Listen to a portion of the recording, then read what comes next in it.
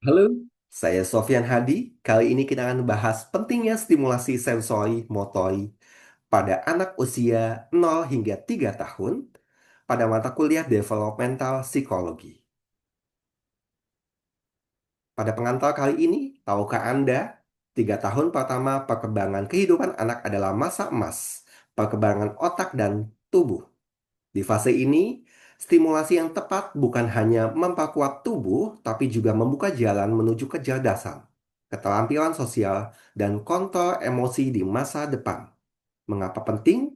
Karena otak bayi berkembang dari ratusan ke ribuan koneksi saraf hanya dengan sentuhan, gerakan, suara, dan interaksi. Apa itu stimulasi sensori motori? Stimulasi sensori motori adalah rangsangan yang diberikan untuk sensori adalah indera seperti halnya melihat, mendengar, mencium, meraba, dan mengecap. Sensori adalah gerakan, yaitu kemampuan anak menggerakkan tubuh dari kepala hingga kaki.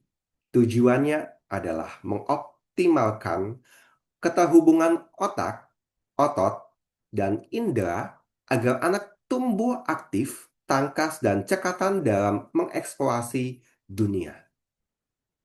Kenapa harus usia 0 hingga 3 tahun? Karena periode ini sering disebut periode Golden Age. 90% koneksi otak terbentuk sebelum usia 3 tahun. Stimulasi yang kaya dan beragam memperkuat jalur saraf yang kelak digunakan dalam berpikir, bergerak, dan berinteraksi sosial. Tanpa stimulasi, risiko keterlambatan perkembangan meningkat drastis. Dampak stimulasi sensori motorik membangun koordinasi tubuh dan keseimbangan, memperkuat rasa kepercayaan diri anak saat mencoba hal baru, memfasilitasi perkembangan bicara dan bahasa, mendorong kemampuan eksplorasi yang menjadi dasar belajar sepanjang hidup.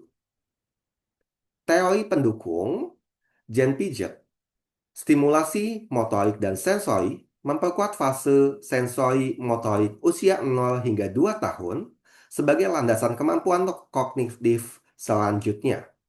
Vygotsky, peran interaksi sosial dalam stimulasi sensori motorik mengembangkan zona perkembangan proksimal anak.